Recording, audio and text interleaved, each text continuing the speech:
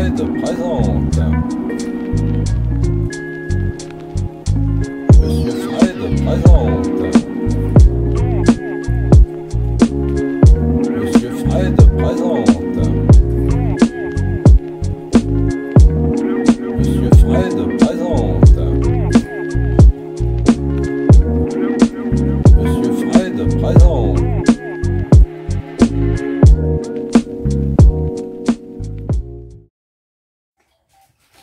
Ah, bonjour tout le monde. Alors, après une première réussite, on récidive. Aujourd'hui, le pain de campagne.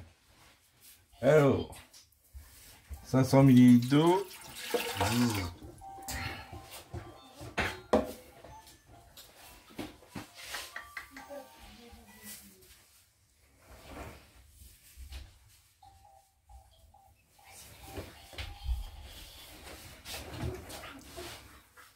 On prend le fer pour pas salir. On va se mettre là, très bien. Comme ça, tout le monde verra tout. Voilà, et on continue. Voilà, donc, comme l'autre fois, même problème, le sucre pour les levures. Vous allez me dire, mais ça se répète, étrangement.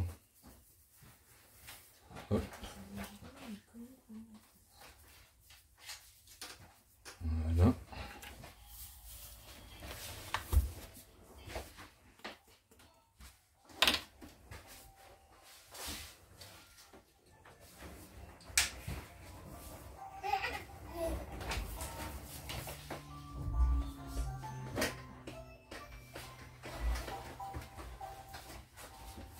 Bon, alors l'idée est d'avoir quelque chose qui est assez typé.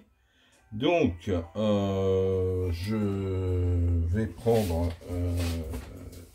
de la farine de différentes sortes. Voilà, je vous en mets bien. Campagne. Et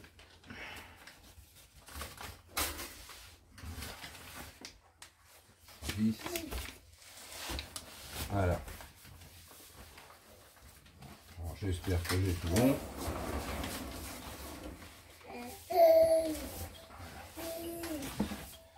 Donc on a déjà mis le sucre. On va pousser bébé. On va pousser bébé qui est en trottoir à côté de nous. Voilà. Donc pareil, je suis arrivé au même constat concernant le pain de campagne. J'étais d'ailleurs assez surpris. Farine à pain spécial, il précise même pas si vous mettez du sec, de quoi, de caisse. Bon, c'est un petit peu succinct. Donc, je fais comme l'autre fois ma petite recette à moi. Le problème étant que je ne retrouve pas ce que j'avais là. Excusez-moi.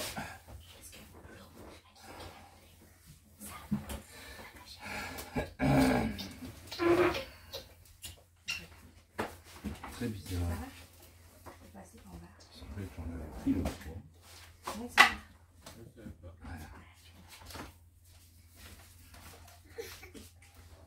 Oui. Et oui, bébé, oui. Il est fort, mon copain. Oh oui, oui, oui. Il participe, bébé. Il participe à fond. Hein? Alors.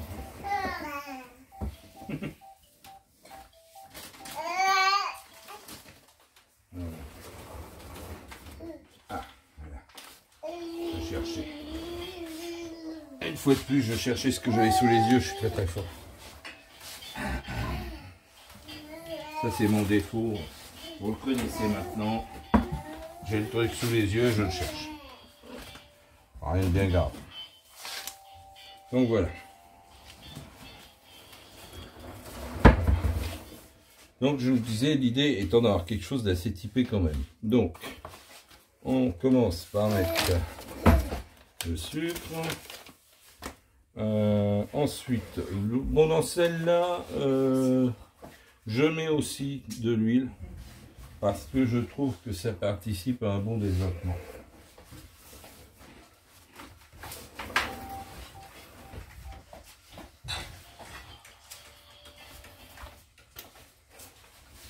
Donc, huile de tournesol toute bête, comme l'autre jour. Voilà. Voilà. Hop. Le sel. À l'autre bout du pays.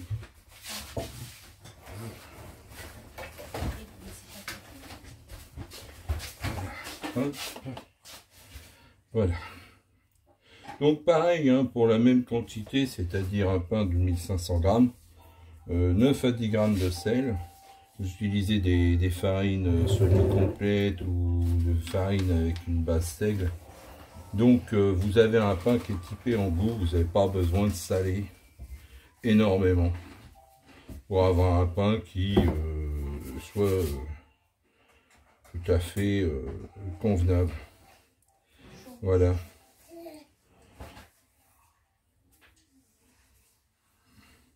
Donc ce qui est important, c'est aussi toujours mettre bien dans l'ordre, c'est-à-dire l'eau toujours en premier, sucre, sel, huile, tout ça en premier. Ensuite seulement vous mettez tout ce qui est pulvérulent, tout ce qui est farine. Donc moi pour ma part, je mets pour le pain de campagne de la farine blanche en partie. Donc pareil que l'autre fois, hein, type 55 toute bête en sachet, ça suffit largement. Il n'y a aucun problème là-dessus. Vous pouvez même payer le luxe d'en mettre de deux provenances différentes, ça ne change rien du tout. Vous êtes sur des farines qui répondent à un petit cahier des charges dans la grande distribution.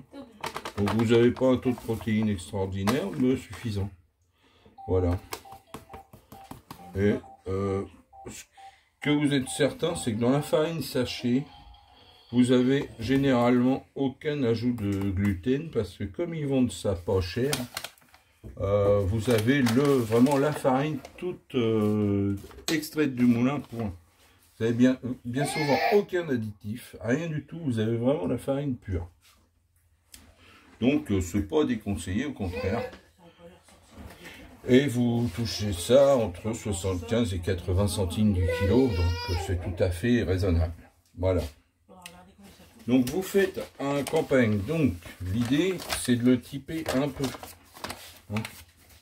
Donc moi ce que je fais, je rajoute de la type 110, de la farine type 110, de la semi-complète.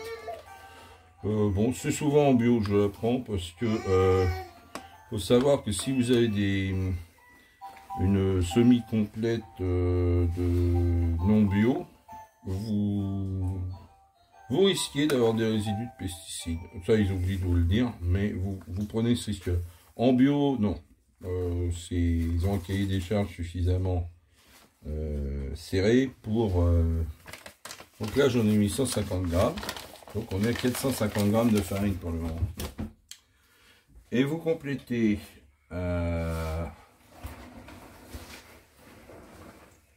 avec, moi je prends une préparation, alors je trouve ça, c'est Francine qui le fait, je trouve ça, voilà, c'est ça, mon pain de campagne. Parce que mon problème, je travaillais avant avec de la farine de seigle pure, je n'arrive plus à en trouver dans mon coin. Donc, voilà, pour avoir une base seigle dans mon campagne, je suis obligé d'en passer par là. Avant, j'arrivais à en trouver, ils n'ont plus en référence, donc bon. Ouais, il faudrait que j'aille au Biocop, mais c'est pas le même tarif non plus. Voilà, mais effectivement, c'est un endroit où il va falloir que j'aille fureter parce que je ne trouve pas ce que j'avais en incorporation d'ingrédients, je voulais dire, l'année dernière. Voilà. Donc là, l'idée, c'est d'avoir un total farine qui soit à quasiment 900 grammes, 880 grammes. Voilà. Donc vous rajoutez 420 de la préparation. Donc là vous allez avoir un truc qui est suffisamment typé hein, pour un pain de campagne. Voilà. Bon, alors on finit celui-là. Et on attaque l'autre.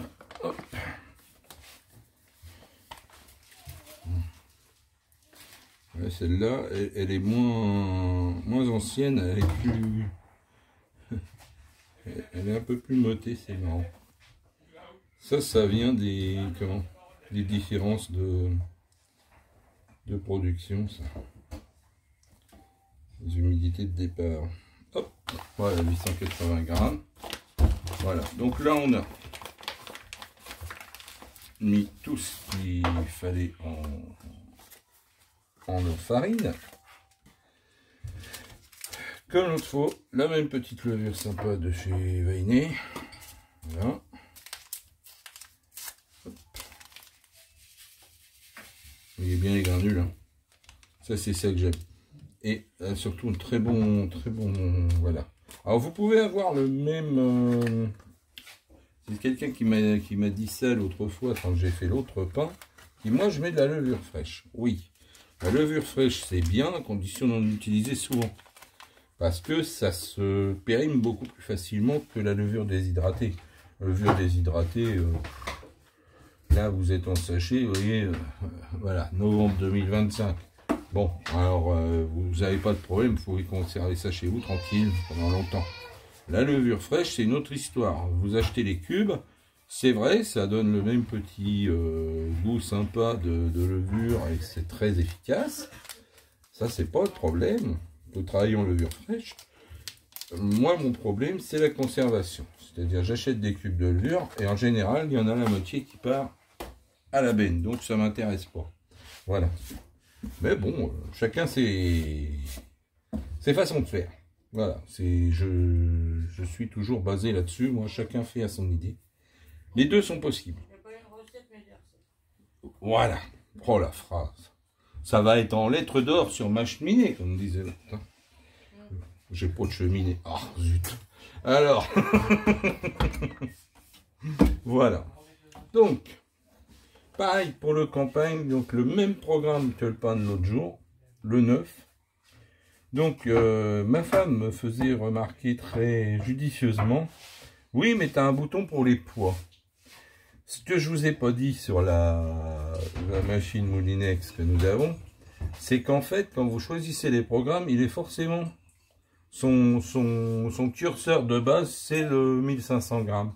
Si vous voulez faire un 1000 grammes ou un 750, vous jouez là-dessus. Voilà. Alors en fait, ça change. Vous avez un temps de cuisson qui est un petit peu moins long, de 5 à 10 minutes, suivant le... C'est pas tellement moins long, hein. C'est loin d'être divisé par deux, comme certains pourraient penser. Non, non, c'est quelques minutes de moins. Donc vous mettez quasiment autant de temps à faire un pain de 750 grammes qu'un 1500. Voilà. Pour la croûte, c'est ici. Donc moi, c'est toujours croûte légère, parce que c'est mon goût personnel. Il peut y avoir une croûte très typée, hein, très dure. C'est un choix perso. Voilà. Voilà, donc il n'y a plus qu'à démarrer. Et c'est parti, comme l'autre fois, vous allez voir, c'est exactement le même programme. Alors, je ne sais plus quel gentil abonné me disait, j'aurais voulu voir danser la pâte dans le hublot. Alors, je t'explique. Tu vois, le hublot, déjà, il n'est pas absolument grand.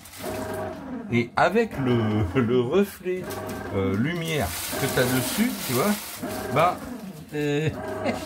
tu vois ton plafond surtout. Donc le hublot pour moi ne sert pas à grand chose. Parce que ben, tu vois rien en fait par le hublot.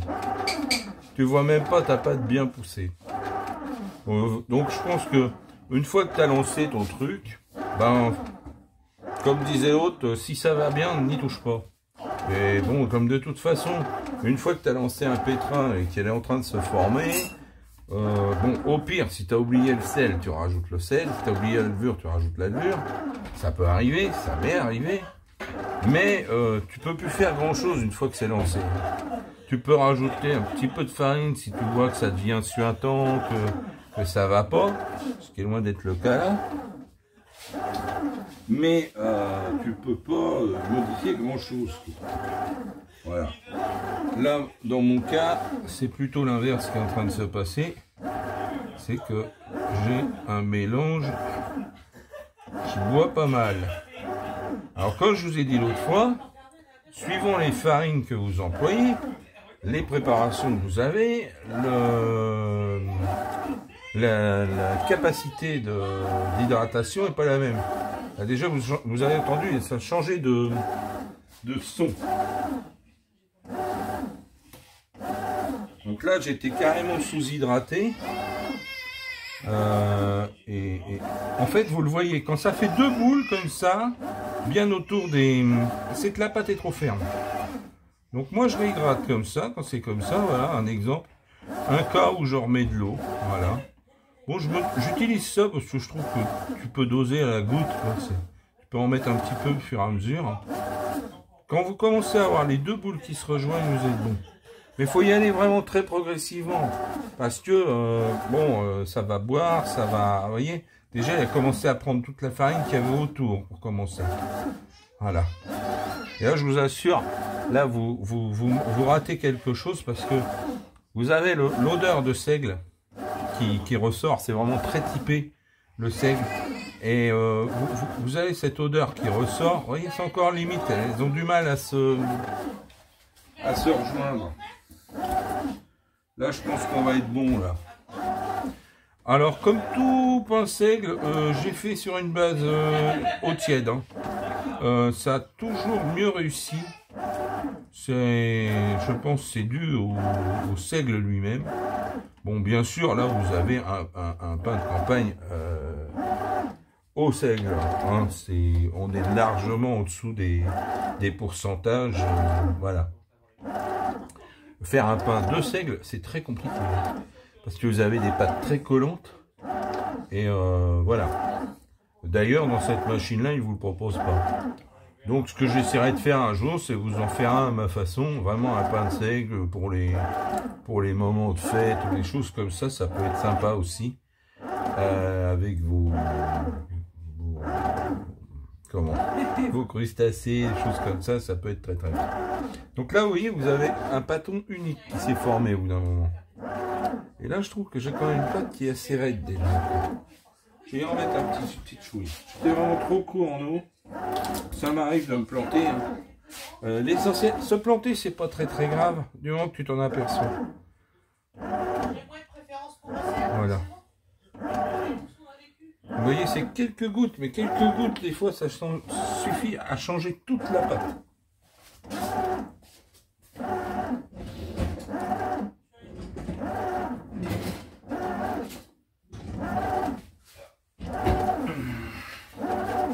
Bon, comme l'autre fois, hein, mes habitudes de maniaco. Parce que je trouve que ça fait à la fois un pain qui est plus présentable, de ne pas avoir de farine non mélangée sur les bords. Et puis, j'aime pas, moi, je suis pas un adepte du pain fariné. Voilà.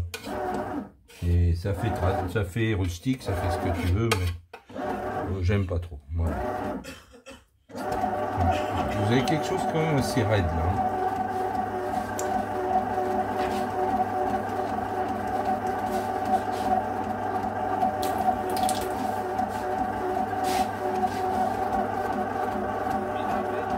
J'en mets quelques gouttes, je la trouve un peu... ça c'est l'appréciation des... vous voyez, un boulanger, des fois, il tâte sa pâte. C'est une appréciation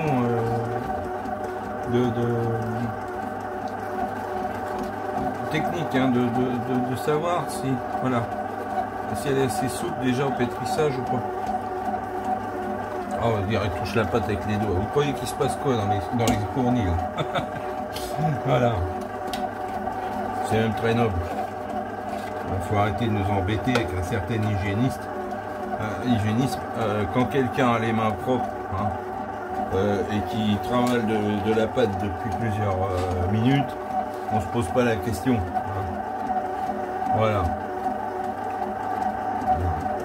Moi j'ai connu une personne qui n'est plus, hélas, donc un boulanger qui diviser sa pâte uniquement à la coupe et à la balance. Hein, il n'avait pas de diviseuse parce qu'il avait une petite boulangerie qui n'envoyait pas la nécessité. Moi, il faut savoir que dans mon entourage, il y a eu beaucoup de boulangers puisque c'était ma profession, et même dans ma famille, dans les amis, dans la famille même d'ailleurs. J'ai même eu un pâtissier pur, si je me souviens bien, quand j'étais gamin. Et malheureusement, c'est des fonds de commerce que j'ai vu disparaître il n'y a pas bien des années. Et bon, ça fait un petit peu mal au bide. Mais bon. Donc j'ai vu des façons de travailler différentes, beaucoup de choses. Voilà. Donc vous voyez, ça se forme gentiment. Hein. Il n'y a pas 36 méthodes. Vous voyez, c'est assez souple. Hein. Moi, pour moi, c'est bon. Donc ce qui va se passer, c'est qu'on va la laisser faire. Et puis on va... Ah, aussi, alors, j'y pense pareil, une autre abonnée qui me dit, est-ce qu'on peut mettre dans le pain que tu proposes, alors là, fortiori pain de campagne, est-ce qu'on peut mettre des choses comme des noix, des choses comme ça. Alors, il se trouve que c'est sur cette machine-là, au bout de, je crois, 20 minutes de pétrissage, vous avez un bip qui vous prévient quand vous pouvez mettre, par exemple, des cerneaux de noix, des choses comme ça, enfin, des petits morceaux de noix, des raisins secs, des choses comme ça. Donc, il forme la pâte d'abord, il vous prévient quand vous pouvez la mettre, et il me semble que ça tourne encore 3 minutes. Donc, ça vous fait une pâte avec des noix, avec des noisettes, avec ce que vous voulez, qui est homogène. La noix est enfermée dans la pâte, elle va développer avec, ça ne retombera pas. Voilà. Hein? Ce qui est souvent le problème dans certains gâteaux, mais dans le pain, pas du tout. Mais vous avez un endroit, c'est-à-dire, ça va suffisamment le mélanger, mais ça ne va pas le casser. Donc vous allez rester avec vos morceaux de noix, vos morceaux de noisettes. Voilà. Donc oui, on peut parfaitement le faire. C'est même prévu, hein. Sur ce menu-là, vous avez donc une alerte. C'est quand même bien foutu pour vous dire quand mettre vos ingrédients, vos ultimes ingrédients additionnels, que peuvent être des noisettes, des noix, des raisins, enfin, suivant votre goût, quoi. Voilà. Donc on va laisser travailler, puis on va vous dire à tout à l'heure.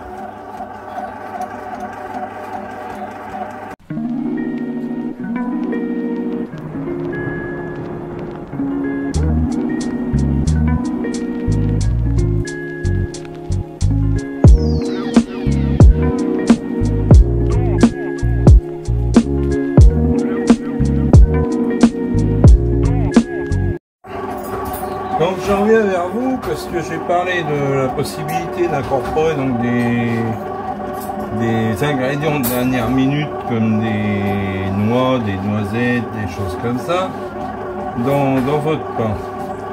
Donc là on est en fin de pétrin quasiment. Vous voyez, ça fait quelque chose d'assez bien formé. Pas lisse, un petit peu, ça déchire légèrement, mais c'est pas très déchiré. On voit qu'il y a quand même de la souplesse dans la pâte. Et là, normalement, il y a un moment, si je ne m'abuse, j'y fais jamais attention parce que je fais rarement des pains avec des raisins, des choses comme ça. Donc, je sais que ça existe. Je pense que c'est vers ce temps-là. Vous voyez là, la pâte est vraiment très bien formée. Hein. À la limite, elle fait moins serré que le pain aux graines de l'autre fois. Bon, c'est pas la même recette non plus, donc bon. Puis des fois, hein, d'une farine sur l'autre, vous avez des différences. Ça, c'est des choses qu'il faut intégrer quand on se sert d'une machine à pain. C'est que c'est pas toujours pareil. C'est pas une science exacte du tout. Il y a aussi une petite part d'observation si vous voulez réussir vos trucs. Que je vois des trucs, moi en machine à pain, ça m'informe.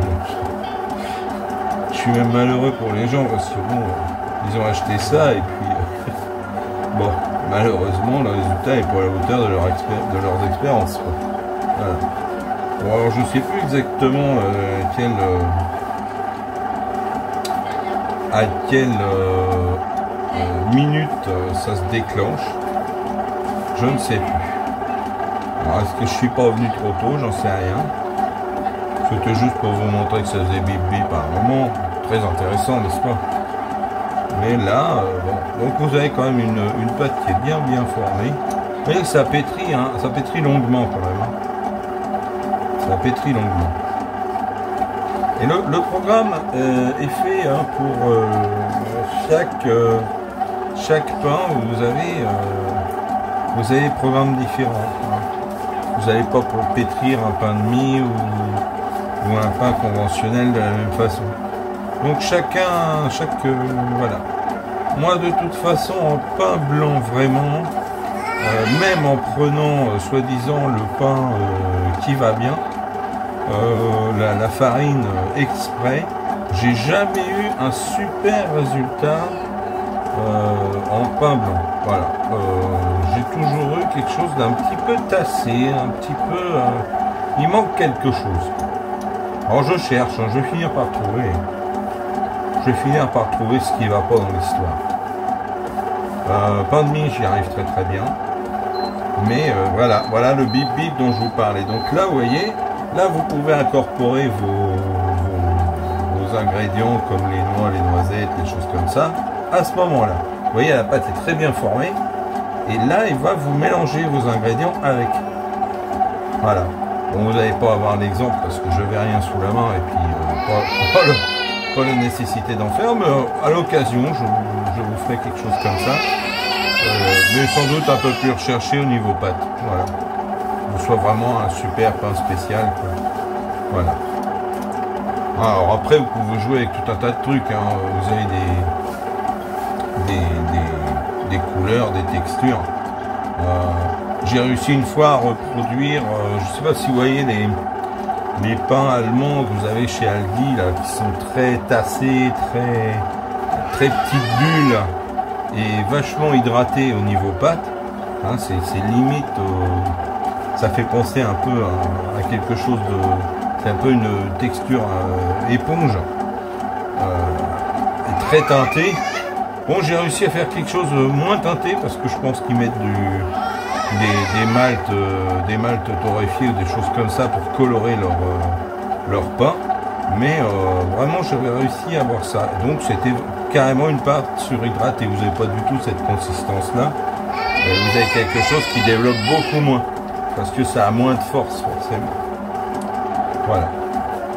Donc, on peut faire beaucoup de choses. Beaucoup. Voilà.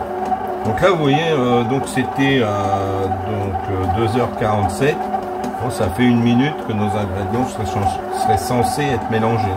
Ça vous donne une idée quoi, du truc. Et sinon, si vous le mettiez dès le début, vos pauvres noix, vos pauvres noisettes, elles finiraient complètement écrasées dans la pâte, ce qui n'est pas du tout l'objectif. Vous voyez, ça dure 2 minutes. Voilà. Et là, ça va pousser. Donc on va refermer ça. Alors si jamais vous oubliez de refermer, c'est pareil, ça marche beaucoup moins bien. Et puis ben voilà, on en a pour 2h45. Alors, j'ai pas encore regardé, c'est vrai que sur ce programme-là, il y a un moment où il remet un tour de pétrin. Je suppose à la fois pour enlever de la bulle, parce que ça développe quand même pas mal, et lui redonner un peu de force.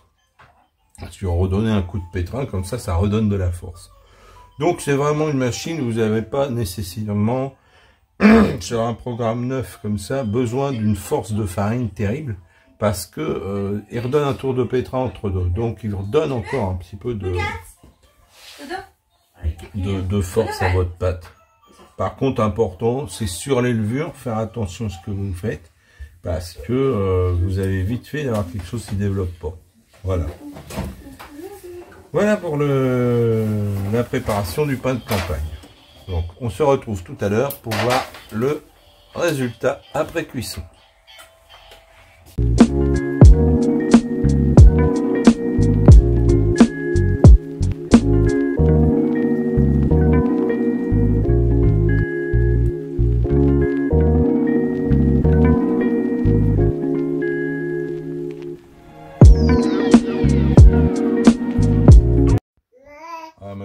Alors, coucou tout le monde. Donc, voilà, le pain, il est cuit. Voilà. Il est beau. Voilà, et Fred, il va le retirer, il va le... On va le sortir, voilà. on va le dénouer. Voilà. Par contre, on va pas le couper parce qu'il est chaud. Ouais, et le campagne, c'est encore pire voilà. que l'autre. S'il est pas refroidi. Mais vous inquiétez pas, regardez, il est parfait. Hein. Le fait qu'il y ait du seigle, voilà. Ça rend la pâte la mi-collante. Quand je prends un torchon, mais pour moi, c'est encore bien chaud. Voilà. Ouais. C'est vraiment bouillant, là. Ah oui, oui, bah, il a fini il y a quelques minutes. Hein, donc. Waouh. Ouais. Je vous promets pas que je vais l'avoir.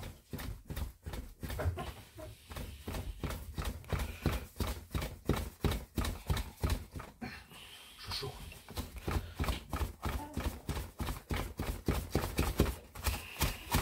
Ah, bon. C'est bon. C'est bon.